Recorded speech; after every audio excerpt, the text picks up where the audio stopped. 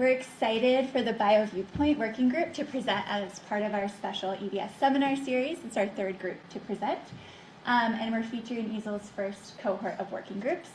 So Kimberly Thompson is joining us today. She is a postdoctoral researcher at the German Center for Integrative Biodiversity Research. And as a quantitative ecologist, her research pursues questions that merge macrosystems, biology, and community ecology to understand biodiversity change in response to anthropogenic stressors. So welcome, Kim. It is about 7 p.m. where Kim is. So thank you so much for being here. Thanks, everyone, for coming. So today I'm going to be talking about ecosystem engineering as a community ecology concept and describing a quantitative framework using causal modeling. And as Rachel said, I'm representing the BioViewPoint Working Group. And our goal with this group was to focus on the ways in which the environment both shapes and is shaped by biodiversity.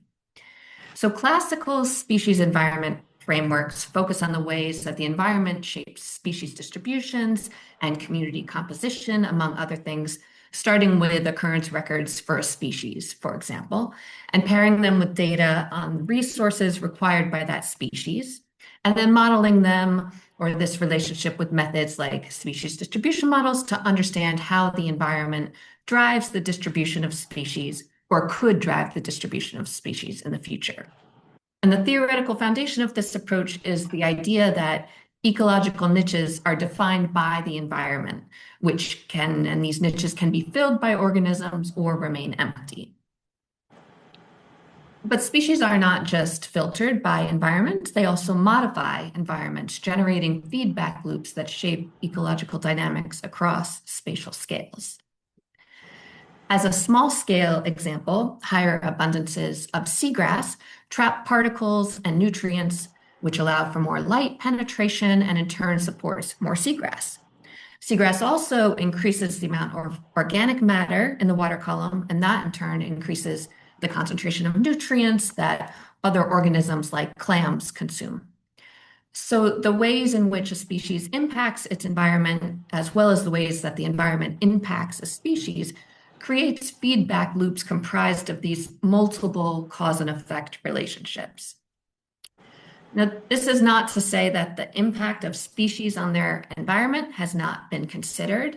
There's a large body of work on ecosystem engineers, and in what is a popular definition, these species are described as those that create, modify, maintain, or destroy landforms.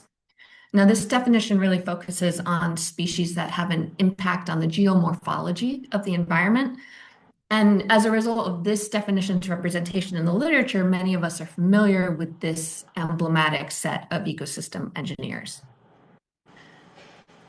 So going back to our seagrass example, under this geomorphological definition of ecosystem engineering, we could consider seagrass an ecosystem engineer because of the way it changes the structural complexity of the environment. But its impact on light penetration or sulfide concentrations would not qualify it as an engineer. Alternatively, a broader definition of ecosystem engineering includes other activities like creating chemical gradients, providing food resources, and even interacting with other species, in addition to modifying habitat structure. This broader definition was actually proposed by Jones et al. In the 90s in one of the foundational papers on ecosystem engineering, but the ways in which engineers change the structure of the habitat has received the majority of attention in the literature. In this broader perspective, though, all species are ecosystem engineers because all individuals modify their environment in some way by altering available resources. So it's not a question of whether a species is an engineer, but rather what aspect of their environment they are altering and how. Consequently, under this definition, our example of seagrass would not only be an engineer because of how it modifies habitat, but also because of how it creates chemical gradients, provides food resources, and interacts with other species. And so in the BioViewPoint working group, we wanted to embrace this broader definition of ecosystem engineering with two aims. First, how can we identify and quantify ecosystem engineering and its effect on the community of species in an environment? And then second, how can we use ecosystem engineering as a community ecology concept to explore scenarios of feedbacks between biodiversity and environmental change? Today, though, I'll be focusing on our progress on this first question. And so ecosystem engineering as a community ecology concept is not a new idea by any stretch. There have been many conceptual frameworks put forth to illustrate that feedbacks between an engineer and the environment also affect and are affected by other species in the community. But we still lack a quantitative framework, with recent publications in ecology and earth sciences calling for approaches that incorporate the multiple cause and effect relationships that result from ecosystem engineering. One barrier to such a quantitative framework has been handling scale, and specifically the ways in which cause and effect relationships vary in space and time. So we can imagine each of these illustrations representing any biotic or abiotic aspect of an ecosystem.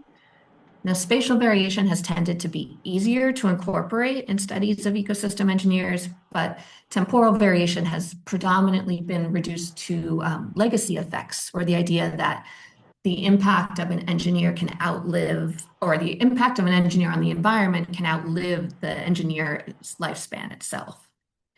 But importantly, to really capture ecosystem engineering and the interactions occurring within a community as a result, we need to acknowledge and account for the fact that these relationships are not static, but variable with time. So we know that biodiversity both responds to and alters ecosystem conditions, which results in dynamic cause and effect relationships between ecosystem inhabitants and their environment, as well as between the inhabitants themselves as they respond to shifts in available resources. These dynamic relationships challenge what we can glean from static correlative models, because even if a relationship is consistent in its direction, its magnitude will vary with time. And so in this BioViewPoint working group's aims with our first project, our goal is to introduce and test a framework that integrates causal analysis with biodiversity and remote sensing data to evaluate whether environmental change is attributable to ecosystem engineering. To do this, we develop and apply a workflow for detecting causal signatures of ecosystem engineering in long-term ecological and environmental time series. And then we quantify the strength of these cause and effect relationships for the engineering species, the engineered environment, and other species in the community. So let's take a look at what this framework would consist of. As an obvious first step, we want to identify an ecosystem engineering relationship to test. And then we want to identify available time series on data on the hypothesized engineer, the engineered aspect of the environment, or a reasonable proxy, and the co-occurring species. And we've already discussed how, with a broader definition of ecosystem engineering, all species engineer their environment in some way, but our ability to test particular engineering relationships will be limited by what time series data are available for each of these components. Because of this, steps 1 and 2 here are really an iterative process, as there might be some engineering hypotheses that lack available data.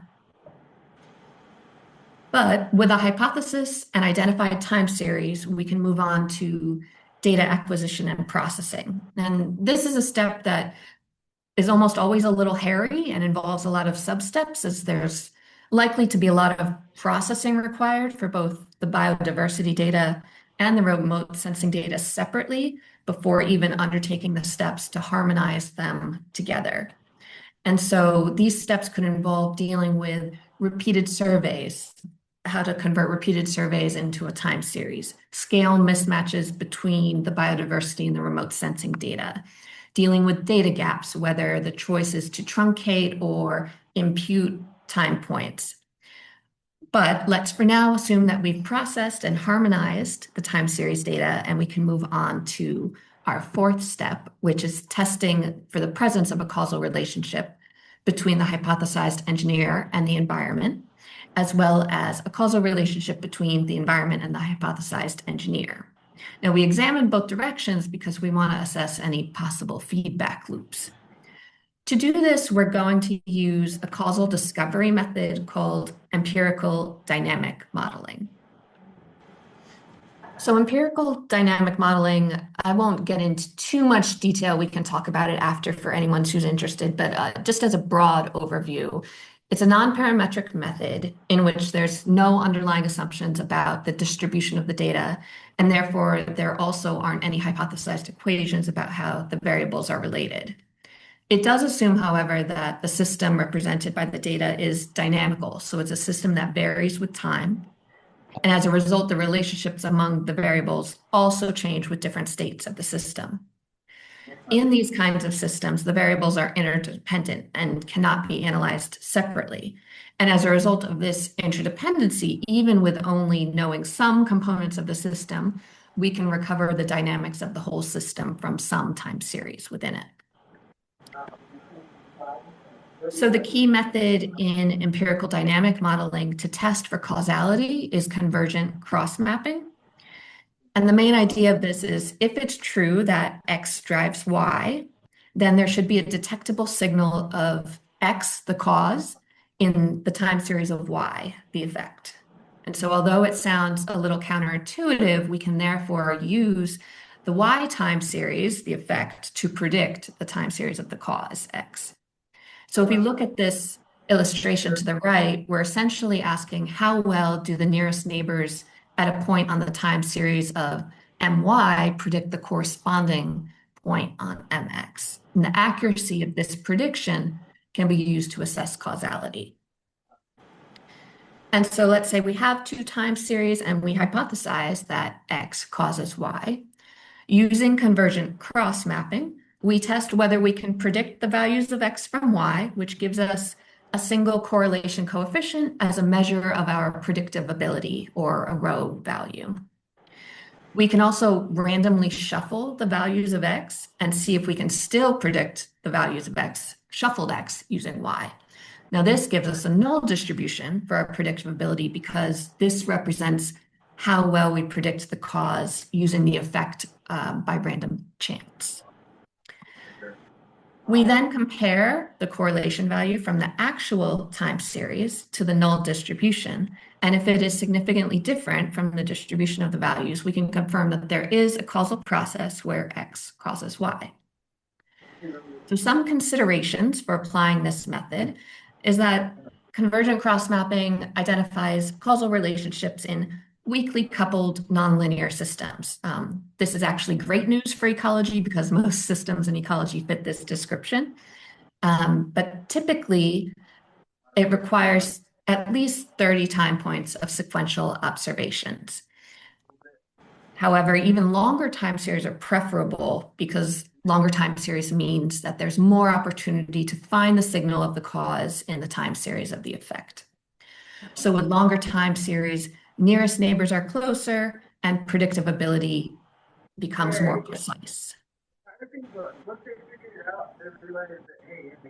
Overall, though, identifying causal relationships depends on the strength of the underlying relationship, the amount of data available, and how much process noise and observation error are present. There is also an extension of convergent cross-mapping called multispatial convergent cross-mapping that allows for the method to be applied to shorter time series that are spatially replicated. So despite their short length, the spatial replication enables the time series to borrow information from one another as the method looks for a signal of the cause in the effect.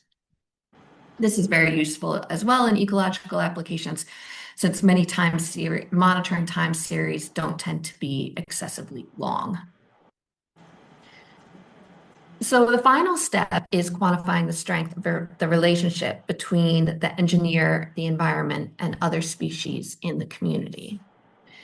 And so we know that dynamical systems interaction strength varies with time. And therefore, the basis of quantifying these interactions lies in differential calculus. Again, just a broad overview, not going into the weeds very much. If anyone's interested, we can talk about it after. But with a first order derivative, what we capture is the rate of change of one variable with respect to another variable. Well, we can extend this to multivariate systems using first order partial derivatives to capture the rate of change of one variable with respect to another, while all others are held constant. And so for multivariate systems, we can make a matrix of partial derivatives and recalculate this matrix at each successive time point. And then each matrix represents the rate of change in one variable with respect to another, or the time-varying effect of one variable on another. In empirical dynamic modeling, the method for estimating these matrices is called S-mapping.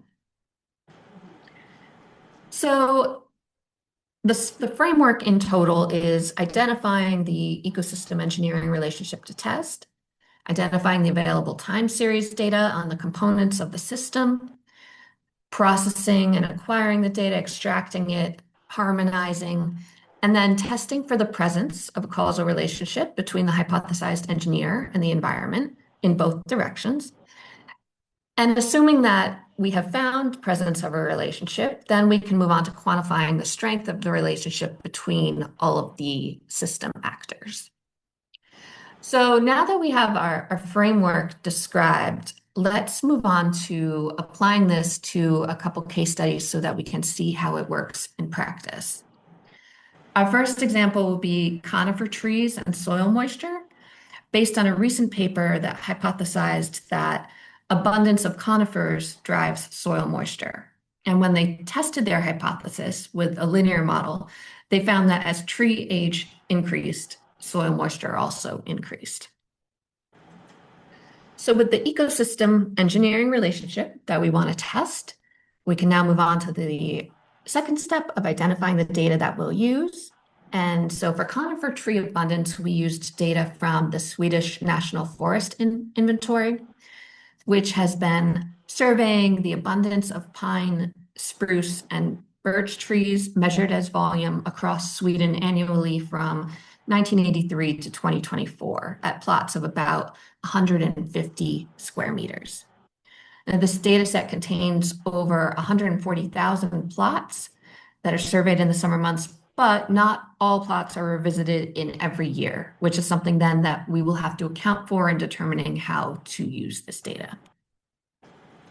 For soil moisture, we used the European Space Agency's Climate Change Initiative soil moisture product, which has monthly maps of soil moisture at a resolution of 25 kilometers from 1978 to 2024. So with these identified data sets, we now need to acquire, process, and harmonize the data so that it can be used in the causal analysis. And the first thing that we tackled was the spatial harmonization. So we have our study area of Sweden shown here and the plots that have been surveyed. But again, not all of these points have been revisited in each year. Additionally, we have our soil moisture data at a resolution of 25 square kilometers, which is much different than the 150 square meters of each plot. So we took the 25-kilometer grid of the soil moisture data and then allocated the points to each grid cell. As a result, now we're taking the grid cell as the site level. And since not every plot was revisited in every year, we then examined different time series lengths and starting years to see where we could find a large enough sample size with sufficient temporal coverage. And so there were 6 different 5-year time periods in which grid cells contained consecutive annual samples. But again, the number of grid cells in each period varied. It would have been possible to proceed with just the first or the second period, but as I kind of mentioned when describing the framework, since the processing of and harmonizing of these data necessarily involves a lot of decisions, it's a good idea to incorporate sensitivity analyses along the way that help to confirm the results. So with our tree samples identified, we then matched the date of the surveys to the closest month and year of the soil moisture data, and then extracted the associated soil moisture values for each grid cell in each year. With our harmonization complete, we now prepare our time series. And so we have 6 time periods or samples, but if we zoom into any number of these grid cells, we'll see a different number of plots in each one. So we need to account for this difference in sampling effort. And so for each time period, we randomly drew the time series of one plot from each grid cell, and we did this 1,000 times to generate an ensemble of 1,000 time series. And then we applied convergent cross mapping to each of these time series replicates. So we tested again for causality in both directions between each type of tree and soil moisture. And again, what does this really mean? We're looking for signals of the time series of the cause and the time series of the effect. And that we answer that by saying, how well can we predict the time series of the cause from the time series of the effect? So as I described before, if we imagine that we have tested one of these relationships and we find that the predictability is slightly above 0, which is actually perfectly normal in dynamic systems for a range of predictability. So any positive value itself doesn't necessarily tell us whether there is or isn't a causal relationship. To determine the presence and absence, we shuffle the values of the hypothesized cause and see how well these values can be predicted. And if the prediction using the actual time series is not different than this, we didn't predict any better than what we could expect from random chance, and there's no causal relationship. But if the prediction using the actual time series is different than this distribution, then we can say that there is a causal relationship. Now, the reason I'm revisiting this is because of the way that the trees were surveyed and the way that we created the ensemble time series of 1,000 temporal replicates, this means that we'll do this 1,000 times. So imagine 1,000 of these little distributions here. And this means that what we'll end up with is a proportion out of 1,000 of presence of causality or absence of causality. So let's look at the results. On the x-axis, we have each of our 6 sample time periods. And on the y-axis, we have the presence or absence of causality, where 1 indicates presence and 0 indicates absence. Since we're looking at causality in both directions, on the left, we have whether the volume of tree populations causes soil moisture or the engineering effect. On the right, we have the environmental effect, or whether soil moisture causes the volume of tree populations. Each tree is represented in different color, and we'll be looking at the proportion represented by the size of the point.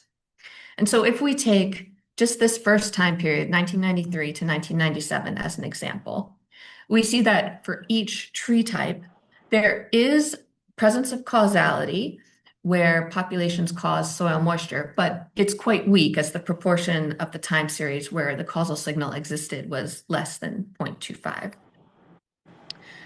We see that the results for each causal direction are similar to this, but not identical. You can see small differences in the size of each point, especially for presence of causality. But what we can deduce from this is that the small proportions, what we can deduce from these small proportions is that there's evidence of a weakly coupled relationship between the tree populations and soil moisture with reciprocal causality. We see this weakly coupled relationship in both directions.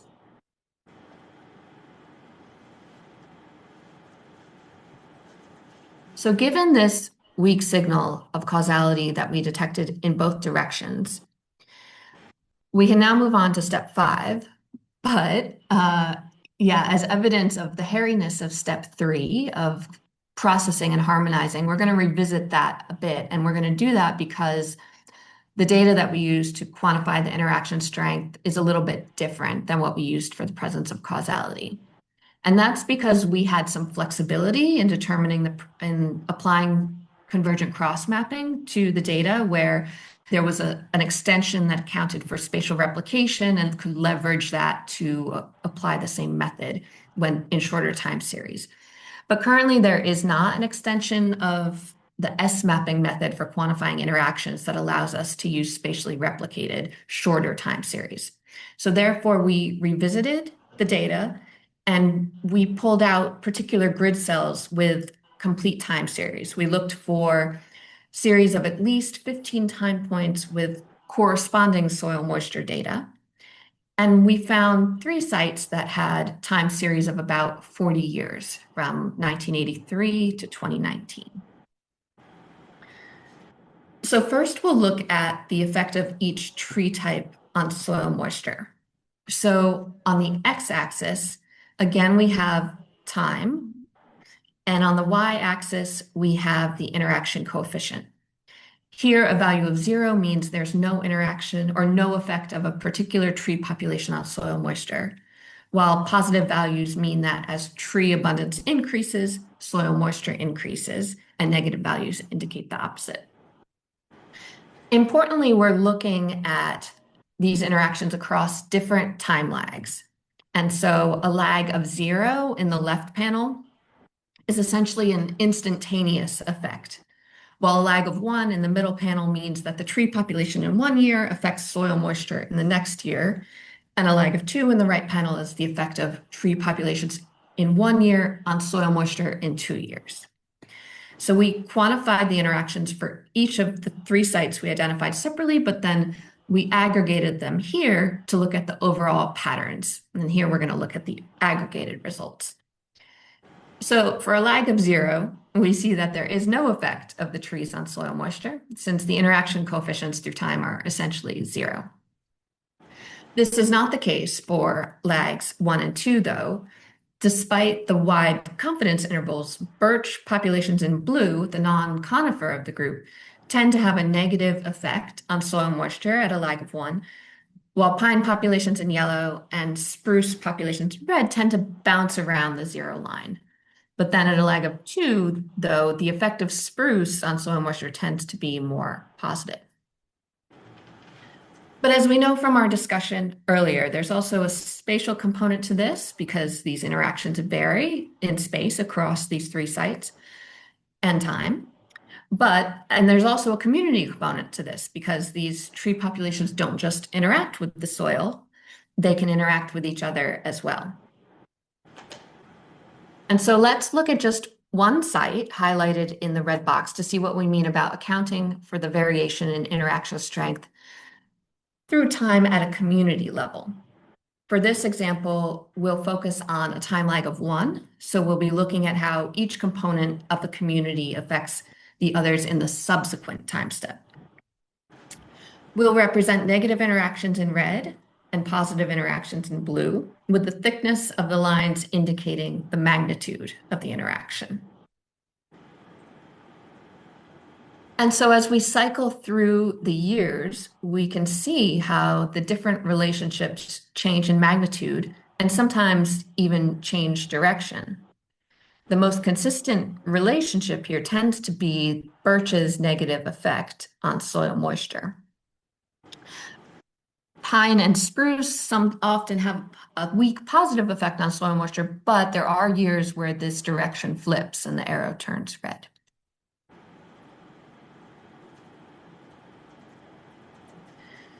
So to wrap up our first case study, we found a weakly coupled relationship with bidirectional causality between the 3 types of trees we examined in soil moisture. The magnitude and direction of these causal relationships varied in both space and time, with impacts of spruce and pine, the 2 conifers, having both positive and negative impacts on soil moisture, while birch trees had consistently negative effects on soil moisture, but that varied in magnitude. So when we revisit the initial hypothesis regarding conifer trees and soil moisture, we can say that, yes, we found evidence that the volume of conifer trees does drive soil moisture, but this is not a one-way relationship, and the relationship also varies in time and space in conjunction with other relationships in the community. So now we're going to shift to a marine system and our second case study, which focuses on coral cover and chlorophyll A. So we know from the literature that higher nutrient concentrations in reef systems increase the biomass of phytoplankton, which in turn, since they photosynthesize, means that the concentration of chlorophyll A increases. When phytoplankton increase, though, water clarity declines, and so less light reaches the reef. And that means that less light is available for photosynthesis by the symbiotic algae living inside corals, which can reduce coral cover and survival.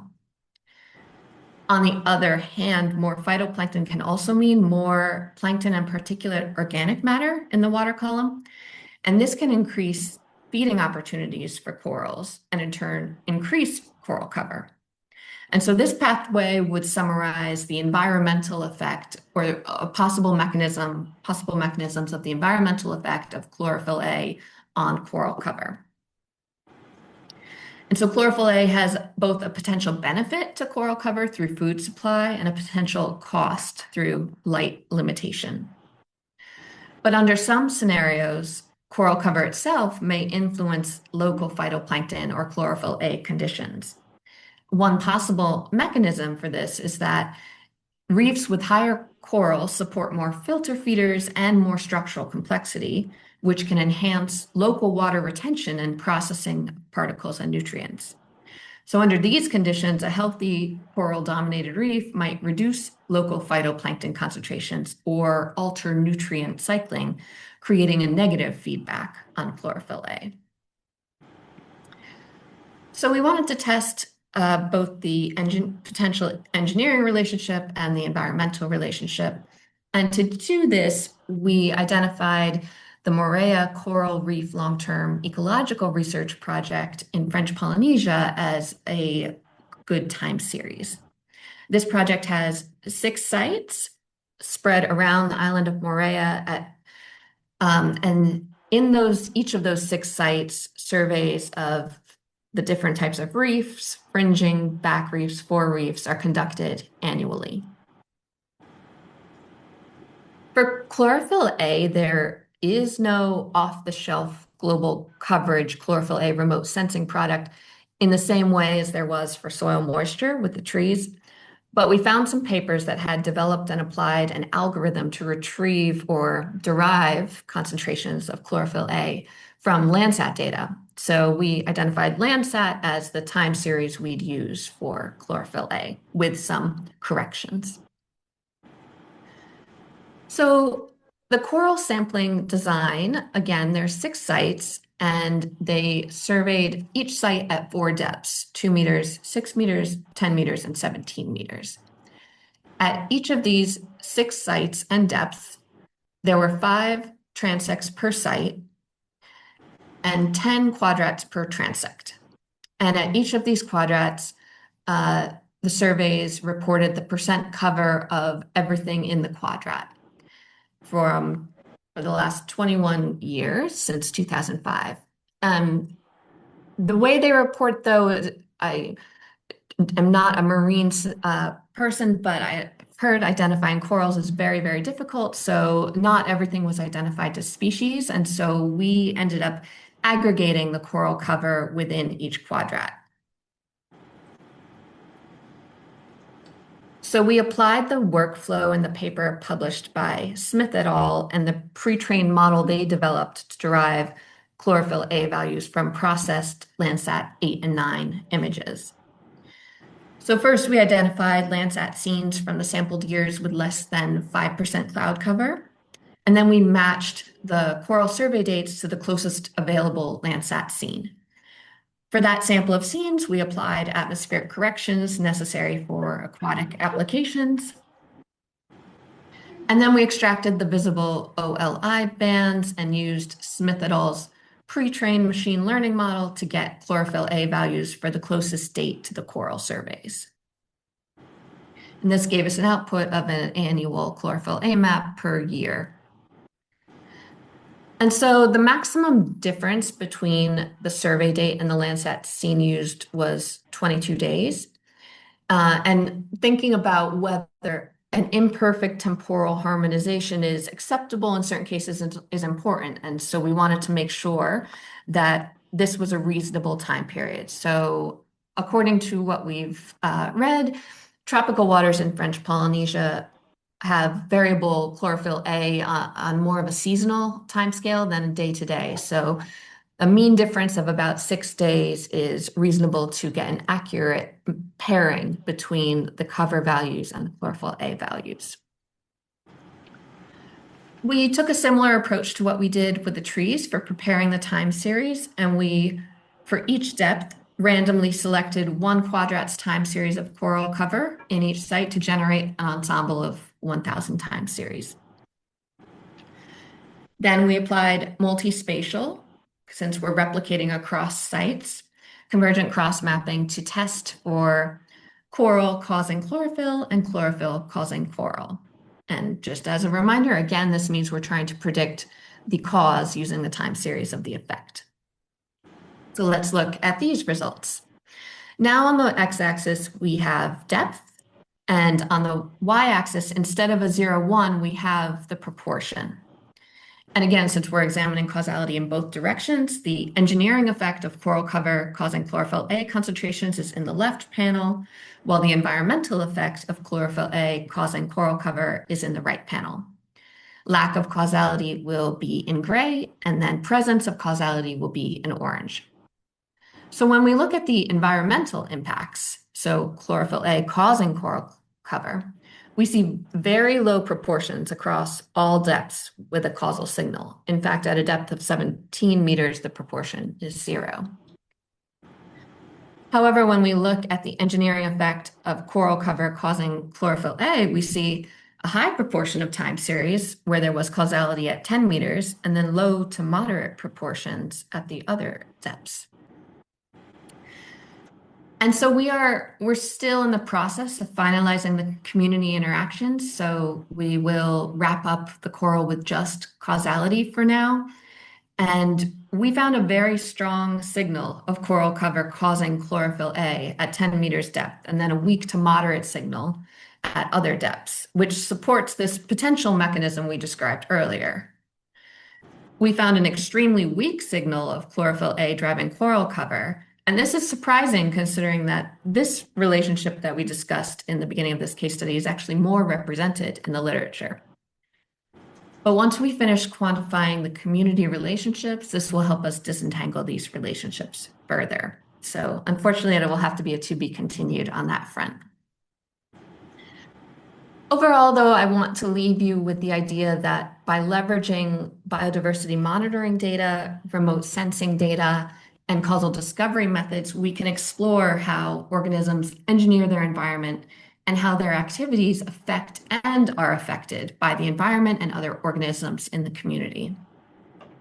In this way, we can move beyond the most emblematic ecosystem engineering examples and use this quantitative framework to provide evidence of the various ways that organisms can impact their community. And so if we revisit BioViewPoint's overall objectives and think about our next steps, for objective 1, where we're looking at presenting this quantitative framework and demonstrating its utility, we need to finalize the coral, and then we'll finish the analysis for our third case study, and hopefully we'll submit this manuscript in the next couple months. And then in our upcoming meeting in the summer, we'll be turning our attention to this second objective, which is really understanding how these feedbacks that vary in time and space can be leveraged to understand more about biodiversity and environmental change.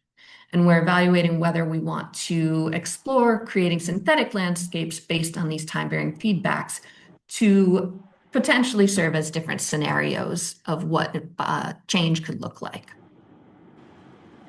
With that, I'd like to thank ESIIL for everything, and I'm happy to take questions.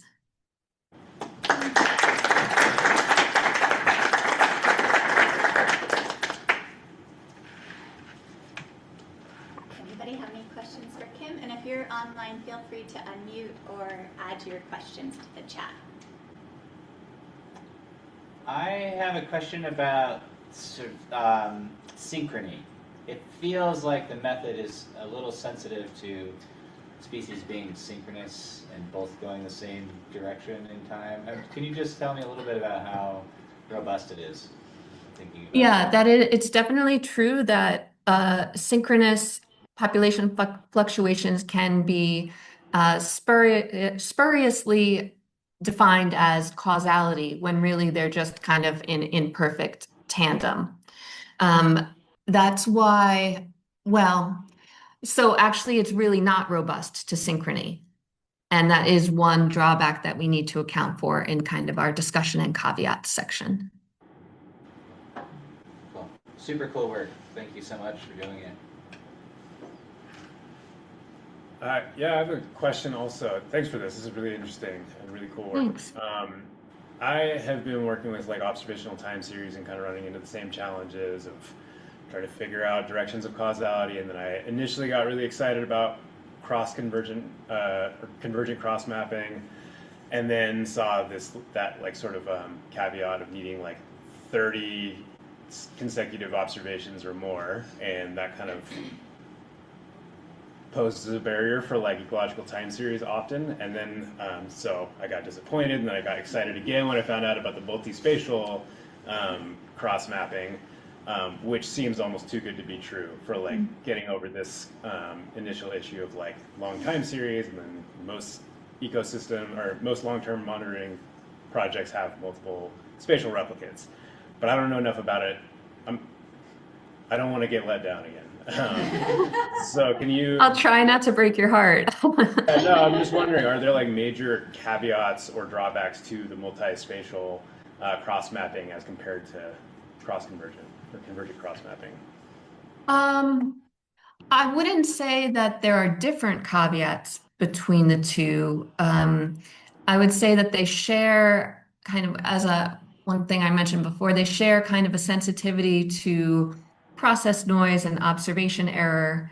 And you can't have a system that is either truly or purely deterministic or purely stochastic. It has to be some mix of both that allows this detectable signal to be pulled out. Of course, with multispatial convergent cross mapping, the more spatial replicates you have, if you're going at a shorter time series length, you need to balance that trade-off with a high number of spatial replicates. The longer the time series you have, the less the spatial replicates are necessary. But an exact formula for that trade-off is really, I haven't seen it. And so, yeah, one thing I'm trying to emphasize, or we're trying to emphasize with this work, is this idea of sensitivity analyses to really verify the results. If you see it consistently across different sets of replicates or 1,000 ensemble time series, you probably have something. Cool, thanks. And then like one follow-up question. Sure.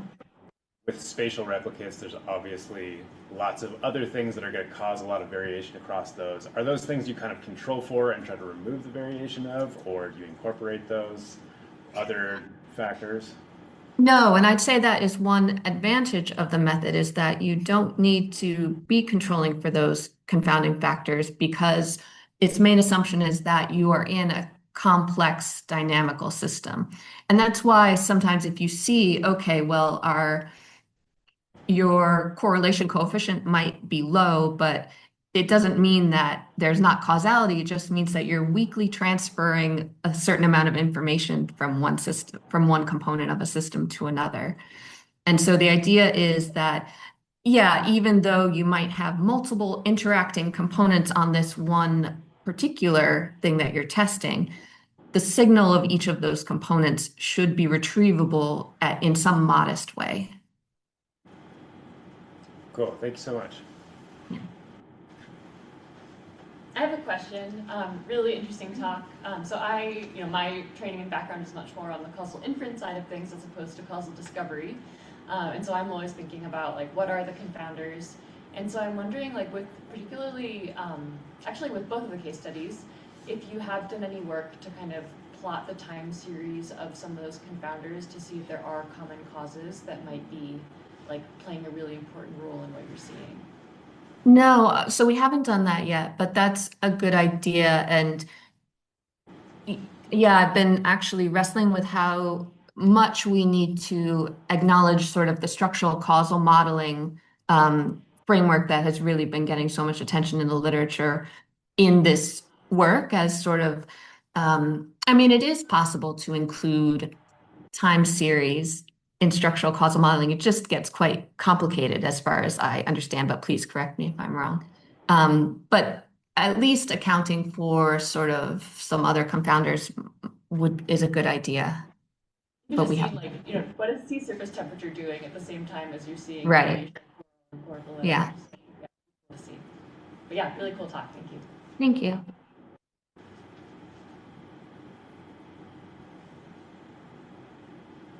I have one that Jennifer left. Yes, please. Hi, Jennifer Balch was here, but she had to step out early. So she wanted to know what aspect of this project was made possible through the ESIIL Working Group. For example, is it the first time that causal inference has been applied to the ecosystem engineering concept? Yeah, so I would say all of it is made possible by ESIL. You know, it's an opportunity that we were able to come together to really brainstorm, and the emphasis I think on those working groups or the calls ability to present risky ideas was something that we really embraced. And to answer her second question, at least from as far as I'm aware, no, I have not seen causal discovery methods applied to ecosystem engineering, which I think is something that could be a real contribution since there have been recent calls for a quantitative framework. But as of yet, they've really been focused more on correlative methods. Awesome, thank you, I appreciate that.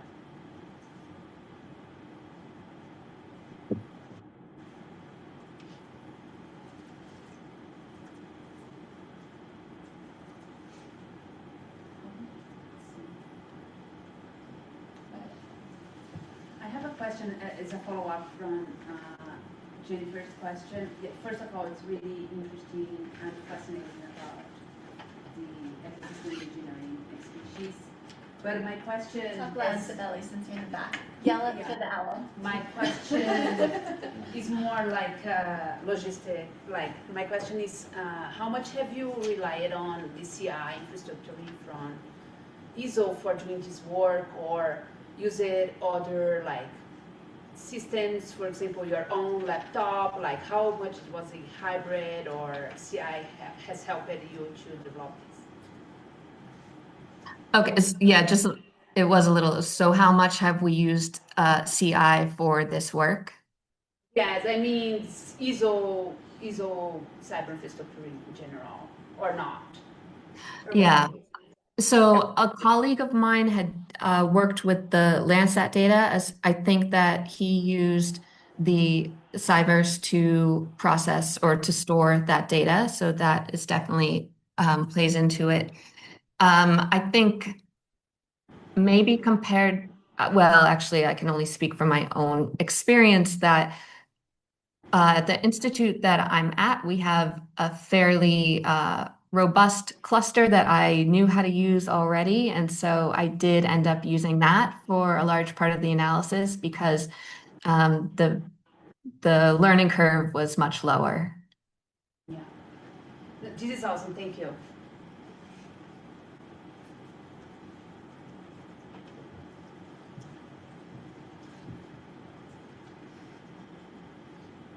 Amazing work. Thank you so much for sharing. Thanks everyone for listening.